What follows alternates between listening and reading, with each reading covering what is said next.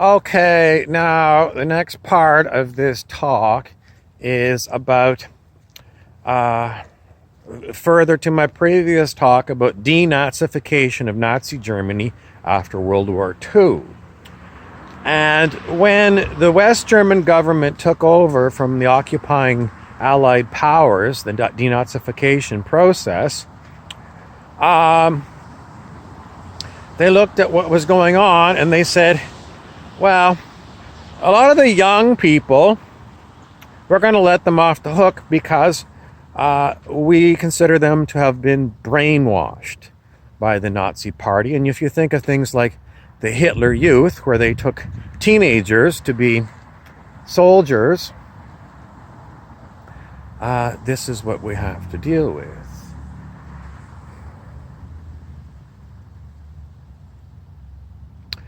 I got so many other things on the go here. Let's see. So, all right, now brainwashing is basically where you are brought up in a society that is already Nazi, and this is what your normal is from the time you were a little kid. So you are brought up to dehumanize certain peoples. With the Germans, it was the Jews and various other groups. What else?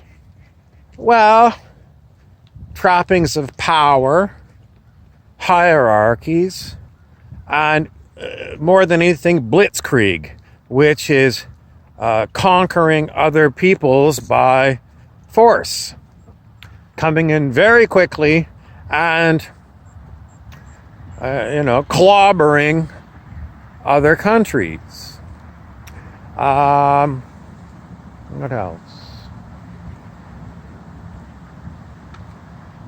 Someone is accusing me of being a sore optimist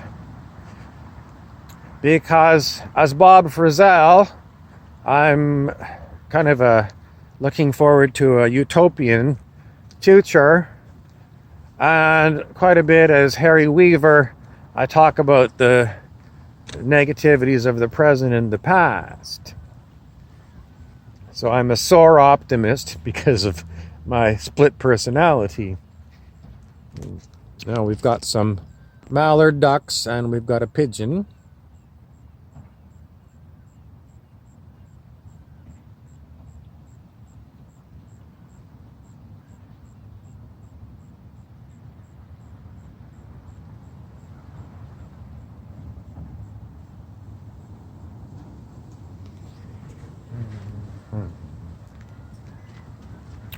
Now, moving along, we always say moving along when we want to move on to another topic. Okay. So, in today's society, at one point I was thinking, if the David Wilcock stories on Divine Cosmos and his internet site, Divine Cosmos, and on YouTube, and he's on Coast to Coast, if his idea of this Nazi fascist cabal is ready to fall, what do you do with them? And Wilcock's pretty much going to tell you we need like a Truth and Reconciliation Commission like what they had in South Africa after the fall of the apartheid regime, where they weren't going around executing these people. They had let everybody have their say. But what happened in South Africa? Well, I can't even remember what year that was when Mandela became president. And I haven't been to South Africa, so I can't tell you exactly what's going on. All I get is, international news, which is always questionable. But on the basis of international news, even though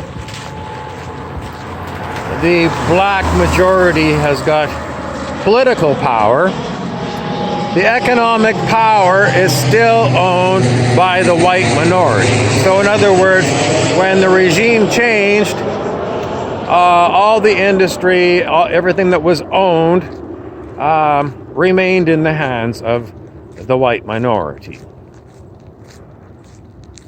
And then when I look at some of the leaders after Mandela, they seem much more like Zimbabwe, Robert Mugabe, who is a brutal dictator. So,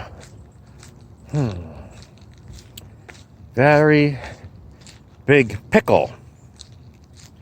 What do you do when you're trying to do change and all you'll get is, wallpaper over massive corruption and massive imbalances where eight people on the planet own, the world. Okay. What is the solution? Well, it gets back to my opening remarks after I went through all these different things, that perhaps what it is, it's a group of higher consciousness humans, the ones that are in what they call the fifth dimension, 5D, perhaps still live among the 3D humans, but it's almost like they're in a separate reality. And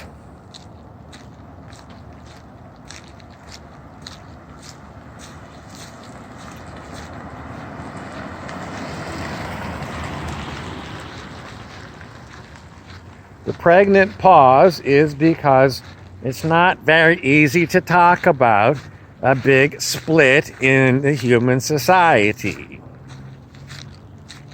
Because, well, it's back to this idea that you create your own reality, and that the collective consciousness of humans creates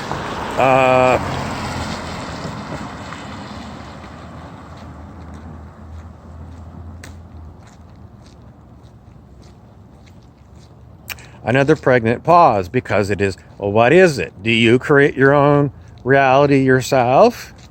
Or is it the collective of all the people that create reality? If you even believe this theory that, you create your own reality, and, raising your vibration changes what your experience is going to be.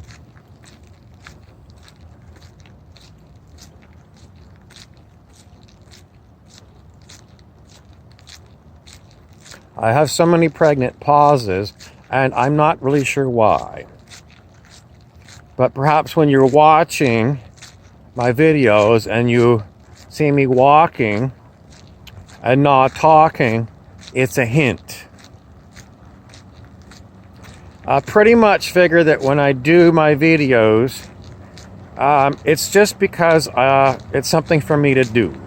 In the Carlos Castaneda books about Carlos Castaneda, an anthropology student from UCLA, which is the University of Southern California, Los Angeles, who first went to interview a Yaqui shaman, and then sort of became his apprentice. They talked a lot about these kind of things.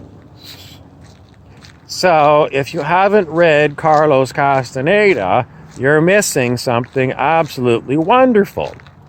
And I'm not going to let the cat out of the bag too much, because by reading that series of books, it's going to help you reframe your view of life. The point of reframing your view of life is that I believe that we're all brainwashed. Just as I said, as the Nazi Hitler youth were brainwashed, I believe we're brainwashed here. And if you get into some of these other kinds of books, like Carlos Castaneda, is it a fantasy world? Even if it is a fantasy world, it helps you see that it's, even from a fiction writer's perspective, you could live in a different kind of world altogether. It doesn't have to be fixed the way that is here. That's enough for now.